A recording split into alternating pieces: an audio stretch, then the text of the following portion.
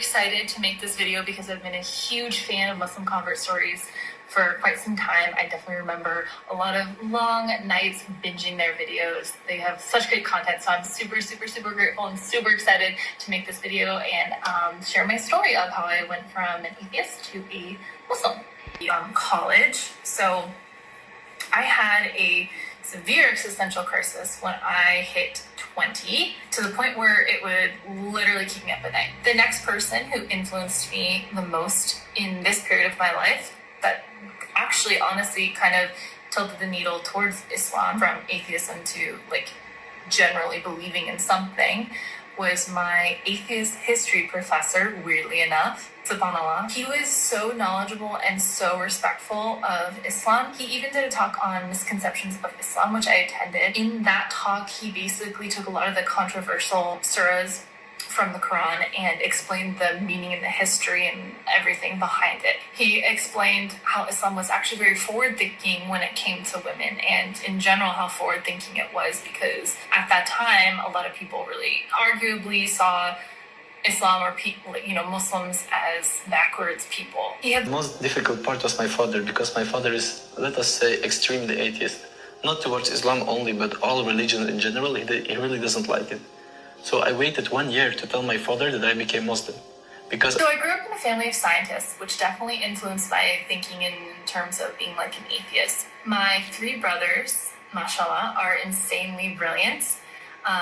The one I was closest to growing up was very involved in the sciences, to the point where he's actually an astrophysicist now, which is really cool. He challenged my thinking on things a lot. He was very scientific in his way of thinking, and I got to the point where it felt like I would have to live in delusion to believe that there could be something greater than us that created us, and that there could be something after we die.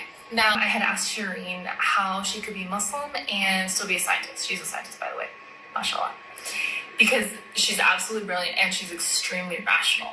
She said she had looked hard into it and determined it was a belief based on logic.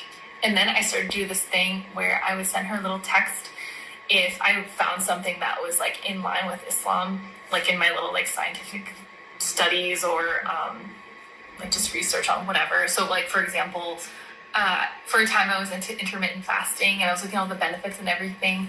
And I was like there's so many, I'm sure all of you know, like y'all have known before all the rest of us. Like, y'all were privy to that way before the rest of the world was, mashallah. But the benefits of fasting are insane. Like, insane. Just all kinds of good things. So I would send her stuff like that and be like, the Muslims were right again. Mixed race. I'm half Jamaican and half English. So my mum's family were kind of Catholic, but there was no religion practiced at all in my household. I would have had the belief system of God, but no specific religion. However, when I got to a certain point, I would have identified as a Christian, but I believed that I was an atheist. Not believe, but more in the questions, why do we live? What is after that, you see?